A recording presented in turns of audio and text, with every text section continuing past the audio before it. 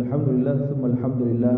Terapatkan syukur kepada Allah Azza wa Jalla atas segala nikmat. Diberikan kita nikmat iman dan Islam, ditambah dengan hidayah dan taufik. Buat sama-sama pada pagi yang barakah ini kita berkumpul di rumah Allah.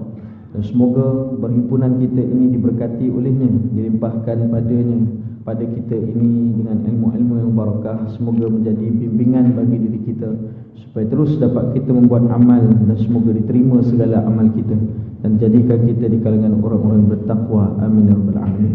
Seterusnya salawat dan salam ke atas baginda Nabi Muhammad sallallahu alaihi wasallam, keluarga baginda, para sahabat, para tabi'in, tabi'in, dan seterusnya mengikuti Nabi sallallahu alaihi wasallam sehingga hari kiamat. Dan juga yang saya kasih, saya muliakan para alim ulama, tuan-tuan guru, para ustaz, tuan imam, serta pengurusi kepada Masjid Ibn Abbas, ahli jawatan kuasanya, haji-haji, hajah-hajah, muslimin muslimat yang dirahmati Allah Subhanahu wa taala sekalian. Alhamdulillah, pada pagi ini kita dipertemukan. Semoga pertemuan ini diberkati, perpisahan kita juga diberkati oleh Allah Subhanahu wa taala insya-Allah. Baik, pada pagi ini insya-Allah kita akan sambung kembali tafsir surah Al-Baqarah, iaitu pada ayat ke-63 dan 64 insya-Allah. Jadi sebelum itu, marilah sama-sama kita membacanya, semoga mendapat barakah daripada Allah Subhanahu wa taala. A'udzu billahi minasy syaithanir rajim.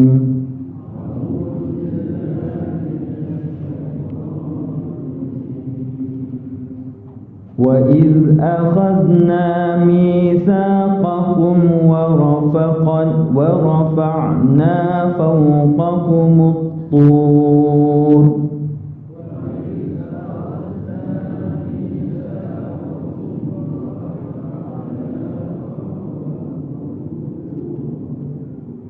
khudhu ma atainakum biquwwatin wadhkuru ma fihi la'allakum tattaqun.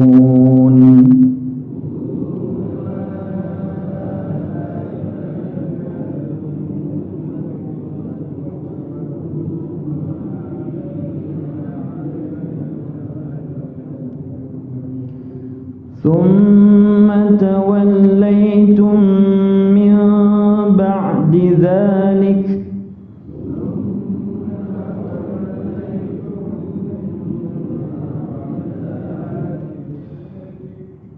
فلولا فضل الله عليكم ورحمته لكنتم من الخاسرين.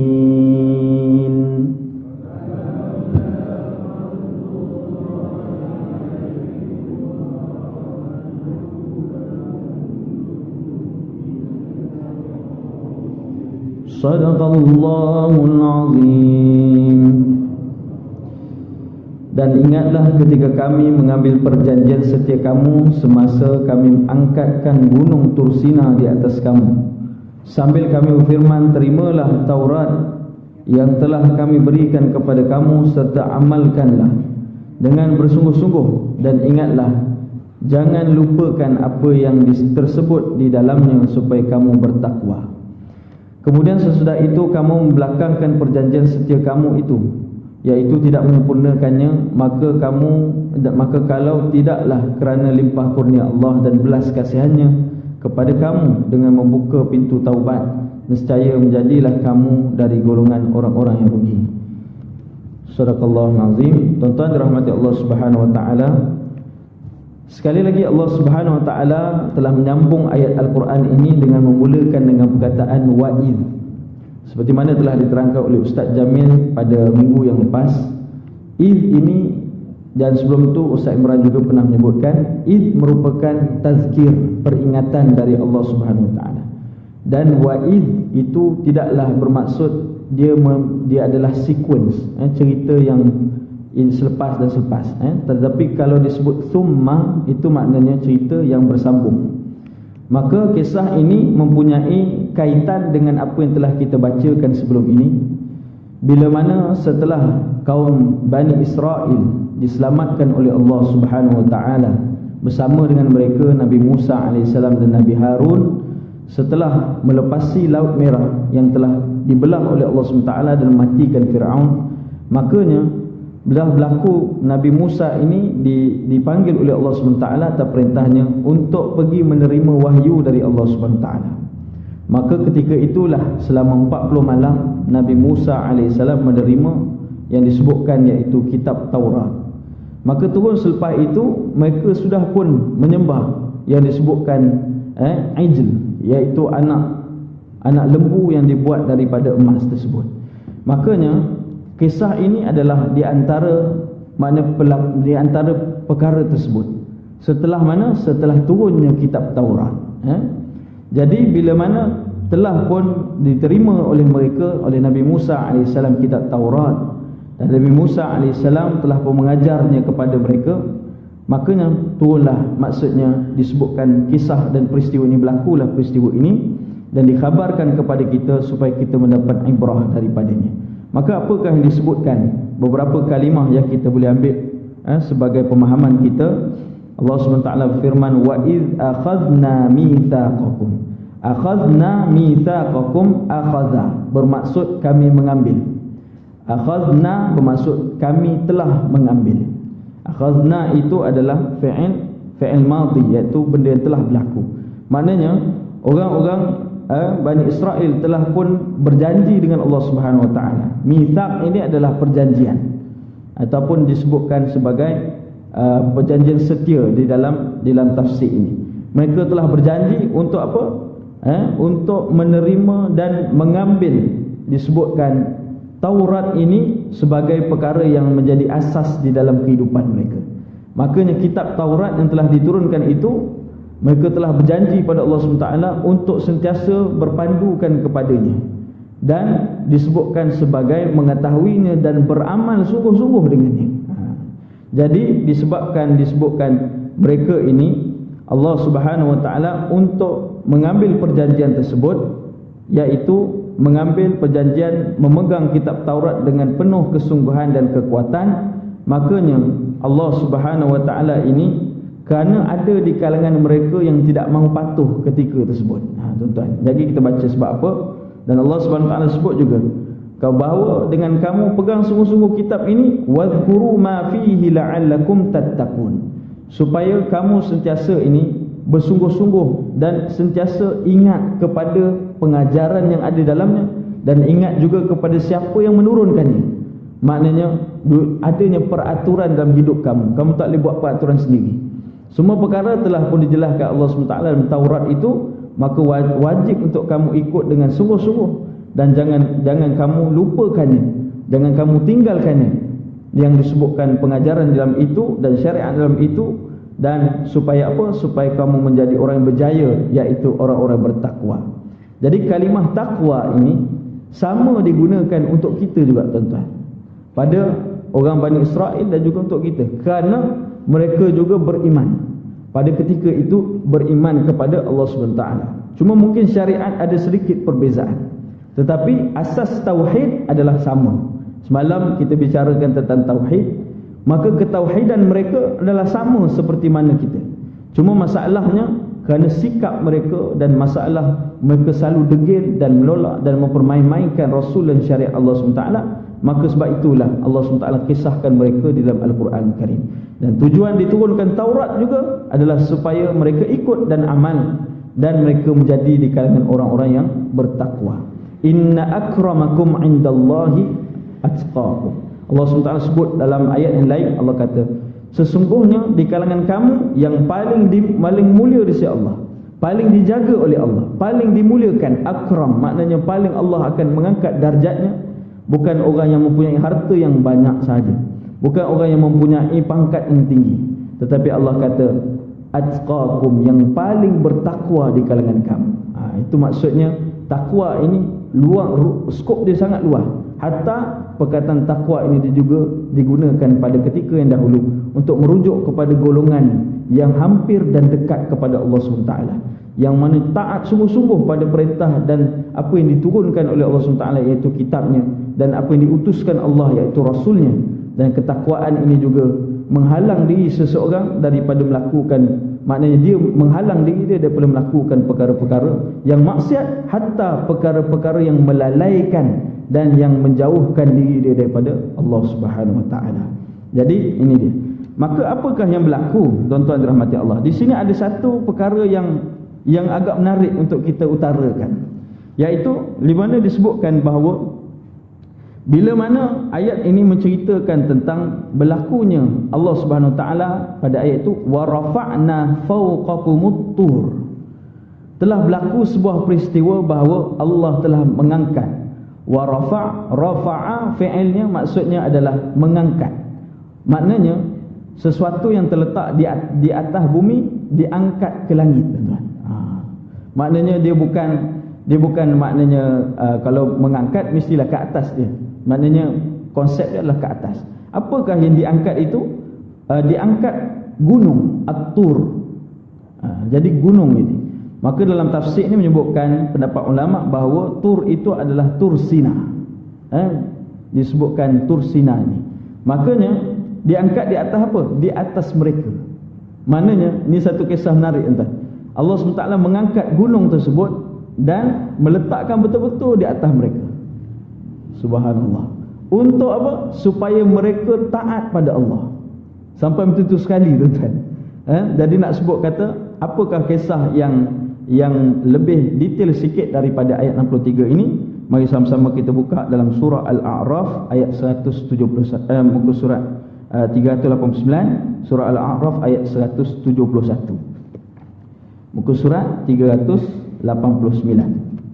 Surah Al-A'raf, surah yang ke-7. 389. Baik, tuan-tuan dan rahmati Allah, ayat 171. Jumpa kan? Baik. A'udzu billahi minasyaitonir rajim. Wa idh nataqnal jabala fawqahum ka'annahu dhullatun wa dhannu annahu waqi'un bihim. Dan ingatlah wahai Muhammad sallallahu alaihi wasallam. Maknanya peringatan ini diceritakan kembali, bukan saja untuk Nabi Muhammad tapi juga untuk kaum Bani Israel. Sekali lagi Allah guna perkataan yang sama, wa'id, dan ingatlah dan kenangkanlah ketika mana nataqnal jabal, kami telah mengangkat gunung Tursina, fawqahum, di atas mereka. Nak sebutkan cerita mereka, cerita Allah SWT, Allah detailkan apa Allah sebut, ka'annahu dhullatun, macam seolah-olah mereka ni dinaungi oleh bayang-bayang awan, tuan-tuan. Cuba bayangkan gunung tu terangkat dan berada di atas kita. Rasa gerun sangat. Jadi disebutkan diangkat gunung ke atas Bani Israel seolah-olah gunung itu awan yang menaungi mereka, ataupun zullah, maksudnya bayang-bayang. Dalam bahasa Arab tu zullah itu adalah bayang-bayang yang telah berada di atas mereka. Dan disebutkan wa dhannu annahu waqi', sehingga mereka merasa yakin bahawa gunung itu akan menimpa mereka. Waqi' sama juga seperti mana surah Al-Waqi'ah. Makanya berlaku hempasan, ataupun nak cerita berlaku musibah, hentaman yang cukup kuat sehingga menyebabkan kematian. Jadi disebutkan oleh Allah seakan-akan mereka merasakan bahawa gunung tu nak runtuh atas mereka. Maka dikatakan kepada mereka, Allah SWT berfirman, khudhu ma atainakum biquwwah, sama macam ayat 63 tadi. Maka terimalah sungguh-sungguh kitab Taurat ini. Maknanya ada yang mempermain-mainkan, tuan-tuan. Sebab apa Allah kena buat gitu? Kerana mereka ada yang mempermain-mainkan dan ada yang cuba memperolok-olokkan Nabi Musa AS. Jadi Allah mengangkat gunung tersebut, Allah kata, pegang sungguh-sungguh kitab Taurat yang telah kami berikan kepada kamu. Wadhkuru ma fihi la'allakum tattaqun, sama ayat sebelum tu. Dan ingatlah, maknanya kamu beramal dengannya dan ingatlah apa yang telah diturunkan kepada kamu ini, dan apa yang telah terkandung dalamnya. Kamu sungguh-sungguh beramal supaya kamu menjadi orang-orang yang bertakwa. Jadi disebutkan ini bahawa ada beberapa pendapat. Yang pertama, Ibnu Abbas radhiyallahu anhu menyebutkan bahawa kenapa Allah kena buat macam tu. Jadi apa sebabnya? Kerana disebutkan oleh Ibn Abbas bahawa kerana mereka ni tolak untuk taat kepada Allah Subhanahu Wa Taala, maka Allah buat mereka seperti itu. Sebab apa? Ada di kalangan mereka yang tak nak sujud pada Allah Subhanahu Wa Taala. Jadi kisahnya mereka ni bila mana Nabi Musa alaihissalam turun bersama Taurat, dan ada di kalangan mereka yang sembah, tuan-tuan. Tuan-tuan ingat tak mereka sembah ni kan, anak patung ni? Kemudian Nabi Musa alaihissalam telah maknanya sebut pada Samiri bahawa kamu ni akan dihalau Samiri tersebut, dan Samiri tidak boleh bercakap apa-apa kecuali la misas, jauhkan diri padaku, jauhkan diri padaku. Ada pendapat ulama kata dia kena penyakit, ada pendapat ulama kata dia jadi gitu, dia tak boleh cakap benda lain kecuali jauhkan diri padaku. Maka Samiri pun berlalu. Maka di kalangan mereka ini ada yang nak taat dan ada yang tak nak taat. Sebahagian mereka yang ikut terus beriman pada Nabi Musa, ada sebahagian tak nak pula beriman. Maknanya tak nak sujud pada Allah Subhanahu Wa Taala. Mungkin ada perintah di situ. Tapi nak sebut kata disebabkan itu maka Allah angkat gunung Tursina atas mereka. Maka berlakulah mereka ni sujud kepada Allah Subhanahu Wa Taala dan apa dia? Bertaubat kepada Allah. Tuan-tuan ingat tak kisah lepas pada tu berlaku yang Allah suruh mereka ni bunuh sesama mereka.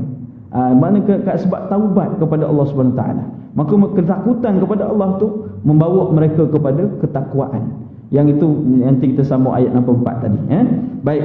Jadi oleh sebab demikian disebutkan juga oleh para ulama mufassirin, kebanyakannya menceritakan tentang atur. Apakah atur itu? Kata para ulama yang jumhurnya menyebutkan bahawa atur bermaksud bukit ataupun gunung lah.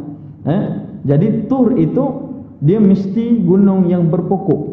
Maka naik tu bersama dengan pokok-pokok. Jadi nak sebut kata kalau gunung yang tak ada pokok dia tak panggil atur. Jadi yang ulama sebutkan sebagai itu, maka disebutkan tur ini adalah bukit Tursina sendiri, dan mereka berada di sekelilingnya. Makanya Imam As-Sudi menyebutkan bahawa kenapa Allah angkat gitu, kerana mereka ni tak nak sujud kepada Allah SWT. Kerana ada perintah untuk sujud, maka mereka ingkar, tak nak bersujud. Maka Allah SWT telah mengangkat gunung itu supaya membuatkan mereka bersujud pada Allah SWT. Jadi dan kemudian mereka ni sujud, kata Imam Sudi dalam kitab tafsirnya, dan keadaan sujud itu mukanya berpaling ke tepi, melihat sebelah, melihat kawan-kawan dia, tuan-tuan, dalam keadaan ketakutan kepada disebutkan yang Allah SWT buat kepada mereka.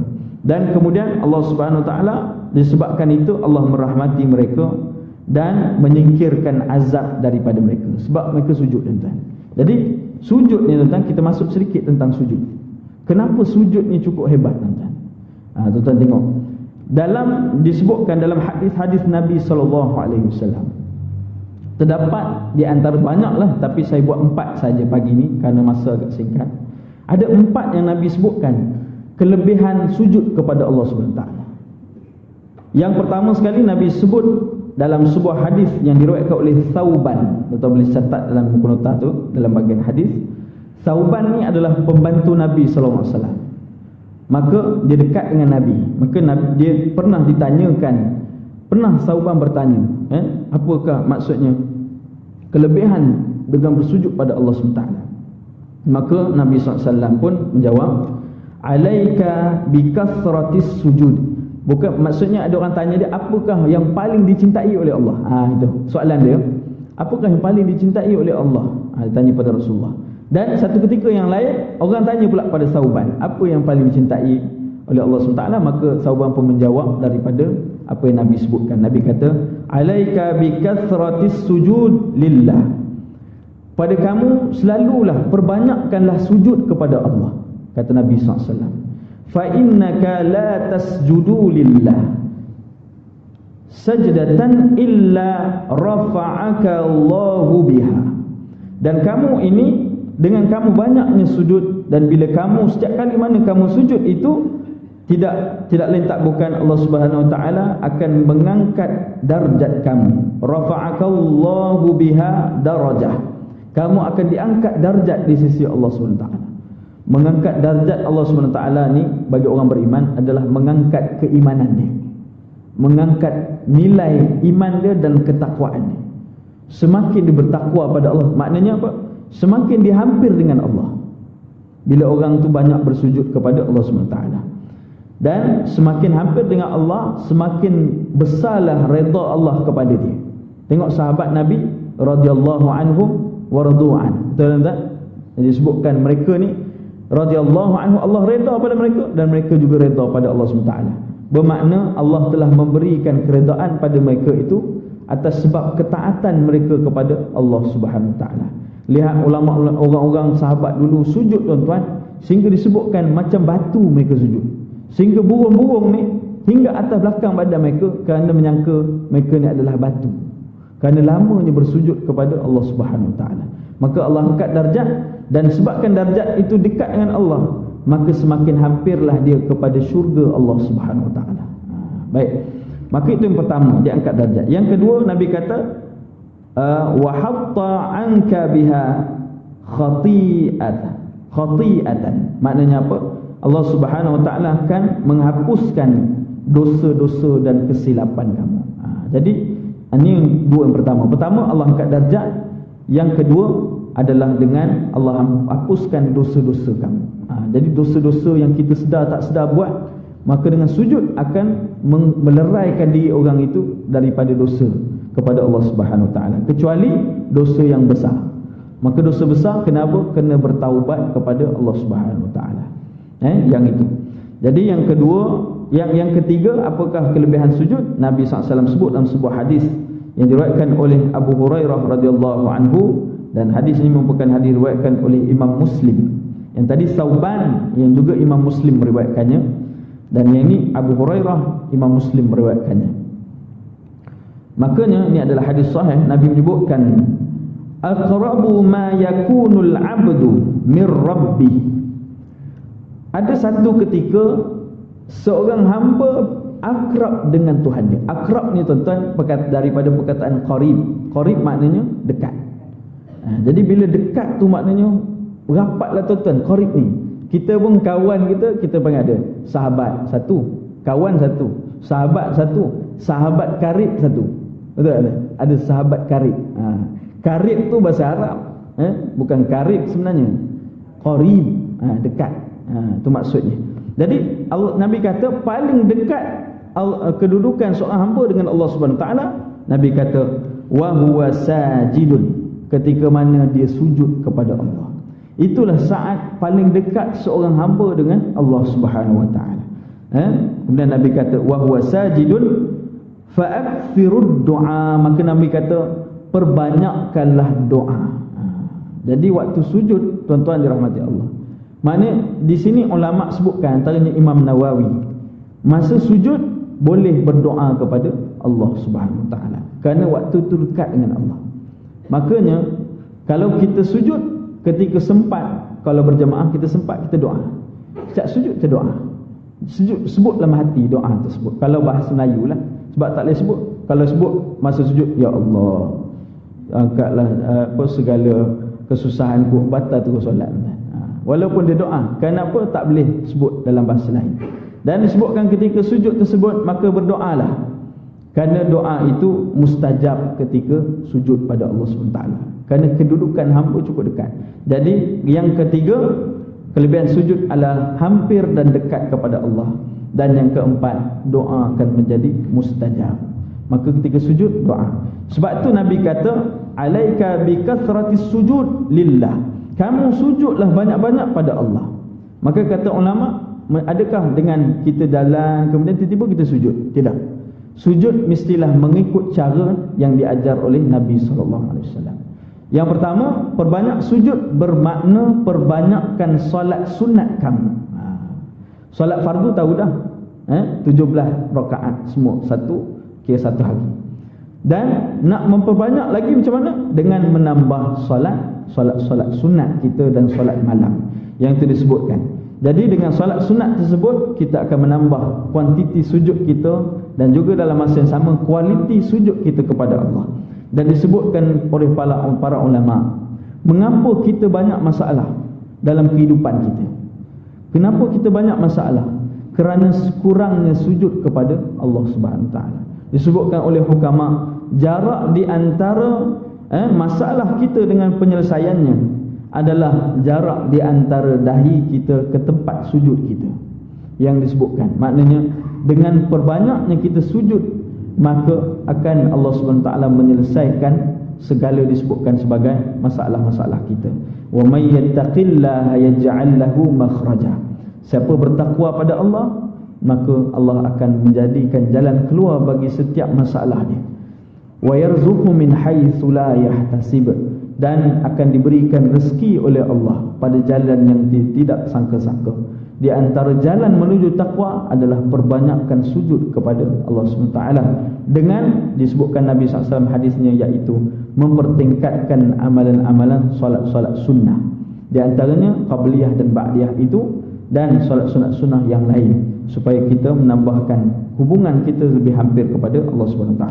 Maka saya teruskan, kita kembali kepada ayat yang 64 tadi. Ada berapa minit lagi tuan-tuan dirahmati Allah. Jadi pada ayat 64 surah Baqarah, kembali pada muka surat 27, disebutkan summa tawallaitum min ba'di dzalik. Lepas Allah angkat gunung, maka mereka sujud. Dan Allah kata, kemudian sesudah itu, tak lama lepas pada itu, kamu telah memperbelakangkan perjanjian setia kamu dan tidak menyempurnakannya. Apa dia tak sempurna ni tuan? Iaitu kamu tidak memegang teguh kepada ajaran Taurat dan tidak beramal dengannya. Jadi ada sebut ayat ini ada dua fungsi.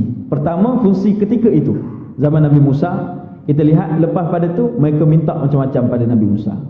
Mereka minta makanan, manna salwa, mereka minta air, mereka minta itu, mereka minta ini. Tapi dalam masa yang sama, bila Nabi Musa suruh mereka pergi berjihad jalan Allah, mereka kata apa? Fadhhab anta wa rabbuka. Surah Al-Ma'idah ayat 20. Kamu dengan Musa, kamu pergilah masuk. Faqatilah, pergi bunuh mereka semua. Kami qa'idin, kami jadi orang yang duduk kat sini, kami malas nak pergi berperang. Sampai macam tu sekali, maknanya mereka melanggar apa yang Nabi Musa suruh mereka, maknanya taat, dan Allah SWT suruh taat, mereka tak nak. Jadi sebab itu Allah sebut. Dan fungsi kedua pada zaman Nabi SAW hingga kini, mereka apa? Mereka memperbelakangkan perjanjian setia itu dengan mereka menyorokkan syariat-syariat yang benar dalam itu. Di antara syariat benar dalam kitab mereka adalah, kamu tunggu nanti, nanti akan datangnya seorang baina yaday min at-Taurat, Nabi SAW, Nabi Isa AS sebut kepada kaum Bani Israel, nanti akan datang min ba'dismuhu Ahmad, selepas pada aku, iaitu seorang yang bernama Ahmad, yang turah Rasul kamu kena ikut, kerana dia membawa ajaran yang diturunkan oleh Allah dan akan membenarkan apa yang ada pada Taurat dan Injil. Itu disebutkan dalam surah Saf. Maka tuan-tuan dirahmati Allah SWT, maka mereka tak mau ikut. Jadi masalah, kerana apa? Dia tengok lah Pak Arab rupanya. Dia tengok Nabi datang, oh Pak Arab, ini pula kitabnya bahasa Arab pula, bukan bahasa Ibrani. Sudah dah, jangan buat kerja, jangan ikut dia. Jadi mereka tak nak ikut Nabi Muhammad SAW. Kerana itu maka Allah kata summa tawallaitum min ba'di dzalik. Nampak? Dia tak nak, dia membelakangkan perjanjian yang telah dibuat dulu. Dulu berjanji kerana takut pada Allah SWT. Sekarang dah mula lupa pada perjanjian tersebut.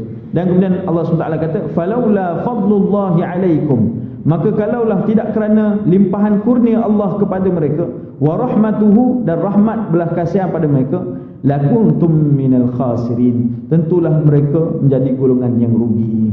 Makanya disebutkan bahawa di kalangan mereka ada yang beriman kepada Allah Subhanahu Wa Taala, dan juga ada di kalangan mereka yang tak mau menerima Allah Subhanahu Wa Taala, dan keimanan mereka kepada Allah telah disia-siakan. Makanya disebutkan, kita buka sekejap tuan-tuan, untuk yang saya rasa sempat laku akhir sekali, iaitu pada surah Saf ayat yang kelima, muka surat 1503. Apa yang disebutkan sebagai perjanjian ini, dan kenapa mereka ini disebutkan sikap mereka itu menyakiti Rasul mereka. Kita buka pada muka surat 1503. Baik, tuan-tuan dirahmati Allah Subhanahu Wa Taala, pada surah Shaf ayat yang ke-5. Nabi Musa ni, ya Allahu Akbar, kerana apa? Mereka ni perangai mereka cukup menjengkelkan. Sehingga Nabi Musa kena cakap macam ni. Nabi Musa kata apa? Muka surat 1503 ayat 5 surah Shaf. Wa idh qala Musa liqaumihi ya qaumi lima tu'dhunani. Kata Nabi Musa kepada kaumnya, wahai kaumku, kenapalah kau ni menyakitkan aku? Sampai Nabi Musa kena sebut macam tu. Mereka buat apa? Mereka lupakan perjanjian mereka tu dan membuat sikap-sikap yang mereka ni tak nak ikut, sikap degil mereka, sikap angkuh mereka. Maka Nabi Musa sampai kena sebut macam ni, kamu ni kenapalah sakitkan aku? Dan kemudian Nabi Musa kata, wa qad ta'lamuna anni rasulullahi ilaikum, sedangkan kamu tahu bahawa aku ni pesuruh Allah SWT yang diutuhkan kepada kamu. Maknanya yang inilah perjanjian tadi tu. Kamu dah tahu dah bahawa kita ni betul kamu kena ikut. Aku ni kamu kena taat, tapi kamu ni duk menyakitkan hati aku. Dapat nikmat macam-macam, tetap tak mau taat pada perintah Allah Subhanahu Wa Taala. Maka disebutkan pada seterusnya, falamma zaghu azaghallahu qulubahum, maka tak kala mereka menyeleweng dari kebenaran yang mereka sedia mengetahui, iaitu mereka tak nak mengaku kebenaran ajaran mereka, ajaran iaitu agama yang sebenar, maka disebutkan bahawa Allah selewengkan hati mereka daripada mendapat hidayah dan petunjuk. Wallahu la yahdil qaumal fasiqin, dan sebenarnya Allah tidak akan memberi hidayah dan petunjuk kepada kaum yang fasik, iaitu kaum yang derhaka. Jadi disebutkan sini bahawa ibrahnya kepada diri kita, bagaimana Allah Subhanahu Wa Taala telah menyebabkan mereka sesat dan mereka tidak nampak akan sebenarnya apakah perkara sebenar mereka kena ikut. Sebab apa? Sebab utama kerana menolak hidayah Allah Subhanahu Wa Taala. Itu dia tuan-tuan. Menolak hidayah Allah ni banyak bentuk. Antaranya yang pertama, bila datang panggilan untuk menuju ke masjid-masjid Allah SWT, tak payahlah, relax je lah, kita tak payah pergilah. Adanya diajak kepada majlis-majlis ilmu, tidak mahu hadir. Diajak menuju kepada Allah untuk meninggalkan benda-benda maksiat, tak nak diterima nasihat. Diajak untuk sentiasa buat, maknanya pelakuan yang baik dan mendirikan solat, dia tak nak buat. Dia tak nak, maknanya apa? Derhaka kepada Allah. Sekali buat, Allah mungkin bagi rahmat lagi, macam kaum Bani Israel. Mereka buat sekali, Allah bagi balasan dan mereka kembali mendapat rahmat Allah. Tetap ingat tu. Maknanya apa? Mereka ni sekali buat keingkaran, Allah pulang memberikan rahmat Allah, kerana Allah memberi peluang untuk dia kembali. Kemudian Allah tambah lagi nikmat kepada dia supaya dia kenang pada Allah. Semoga dia kekal dalam iman. Dan akhirnya berlaku lagi derhaka. Allah ulang benda yang sama, berlaku lagi derhaka, sehingga akhirnya Allah Subhanahu Wa Taala buat apa? Ini dia. Allah kata tu, falamma zaghu azaghallahu qulubahum. Maknanya kamu dah tak nak terima sangat, maka hati kamu akan diselewengkan buat selama-lamanya. Tu tuan-tuan. Sebab tu ada ayat-ayat lain, khatamallahu ala qulubihim. Kita baca sebelum ni kan. Bila orang tu tolak sekali, tak apa lagi. Tolak 2 kali, 3 kali, 4 kali. Akhirnya bila sampai time, dia akan dikunci hatinya. Dia tak akan lagi mendapat hidayah Allah SWT sampailah dia mati, tuan-tuan. Itu benda yang menakutkan. Jadi sebab itu sekali mana kita ni mendapat nasihat ataupun mendapat disebutkan teguran dari Allah, dengan kita diberikan kesakitan atau diberikan nasihat dari orang lain, datang ke majlis ilmu, tiba-tiba ustaz tu cakap kena pula dengan diri kita, kita pun berubah. Itu tanda-tanda sifat orang bertakwa. Dia mendapat nasihat dan dia mengubah dirinya kepada kebaikan, mendekatkan diri dia kepada Allah Subhanahu Wa Taala. Jadi setakat itu yang bahagian yang kita akan bicarakan. Maka kita akan berhenti di sini untuk amalan. Untuk amalan kita buka sekejap muka surat 115. Jadi ini amalan untuk kita buat supaya tidak terjadi seperti mereka yang melupakan perjanjian, iaitu meninggalkan iaitu tanggungjawab mereka terhadap kitab mereka, dan meninggalkan suruhan Allah SWT, dan lari daripada hidayah dan taufik Allah SWT. Untuk Allah kekalkan semua ini, maka buka muka surat 115. kita nak tengok sebuah ayat ni. Tuan-tuan biasa dah ayat ni, cuma kita nak bicara balik. Bukan maksud kita nak ulang kembali peringatan ini. Tuan-tuan nanti buat masa pun agak singkat. Jadi tuan-tuan nanti baca ayat 284 286 surah Al-Baqarah. Jadi saya bukan nak langkah tuan-tuan, tapi yang ni untuk amalan. Lalang dah kita lalu, baik kita terus sebutkan supaya kita boleh buat amalan. Kata Nabi SAW, kedua-dua ayat ini mempunyai kehebatannya. Kedua-dua ayat ini iaitu dua ayat terakhir dalam surah Baqarah. Iaitu yang pertama, lillahi ma fis samawati wa ma fil ard. Tuan-tuan boleh baca lepas ni. Ayat 114 dan 115, 284, 286. Lillahi ma fis samawati wa ma fil ard wa in tubdu ma fi anfusikum aw tukhfuhu yuhasibukum bihillah. Jadi ayat ni, dua ayat ni apa kata Nabi SAW dalam sebuah hadis yang maknanya diriwayatkan oleh Abu Mas'ud radhiyallahu anhu, yang telah maknanya disahihkan oleh Imam Bukhari dan Muslim. Nabi kata apa? Dua ayat ni bacalah pada waktu malam. Dua ayat ni bacalah pada waktu malam. Malam ni bila? Maghrib tu malam dah lah. Jadi maghrib, isyak dan seterusnya sampailah ke subuh. Jadi dua ayat ni amalkan. Nabi kata bacalah pada waktu malam, dan maknanya kalau dibaca Allah SWT akan mencukupkan baginya. Nabi kata mencukupkan. Apa erti mencukupkan? Imam An-Nawawi kata, yang pertama, Allah SWT akan memperbarui iman dia. Allah SWT akan memperbaharukan iman dia, dan menjadi iman tu iman yang baik dan elok dan kukuh. Tuan-tuan tengok ni, bagaimana dalam ayat ini disebutkan, pada ayat ini Allah kata, kullun amana billahi wa malaikatihi wa kutubihi wa rusulihi la nufarriqu baina ahadin min rusulihi wa qalu sami'na wa ata'na. Maka kita tak perlu jadi macam Bani Israel yang nak taat kena turun bala dulu baru taat. Ni dah angkat gunung atas kepala baru nak sujud pada Allah. Macam orang kadang-kadang tu duk buat perkara-perkara yang Allah larang, nak tunggu bila? Nak tunggu datang hidayah baru nak buat. Masa tu dah terlambat. Jadi nak sebut, ada orang kata, kenapa kamu ni tak tutup aurat ni? Tunggu hidayah sampai, kata dia. Kenapa tak solat? Tunggu hidayah sampai. Dia bukan hidayah sampai. Kalau dah orang cakap, maknanya dia dah tahu bahawa benda tu wajib, itulah hidayah dia. Kalau tak mau terima lagi, maka Allah akan datang peringatan demi peringatan, tetapi akhirnya akan datang musibah kepada dia kerana tak taat pada perintah Allah SWT. Makanya ketaatan kita berbeza dengan Bani Israel, iaitu wa qalu sami'na wa ata'na. Kami dengar daripada Quran, daripada nas yang benar, maka kami taat kepadamu ya Allah. Itu kita tuan-tuan, yang Allah SWT ajar dan Nabi ajar pada kita. Kita buat dengan penuh kekuatan, kekhusyukan dan ketakwaan pada Allah. Setiap ibadah kita buat dengan kesungguhan. Sebab tu kalau umat beriman, semalam tak dapat sentuh tentang tauhid. Orang yang ada tauhid tidak perlu dipantau.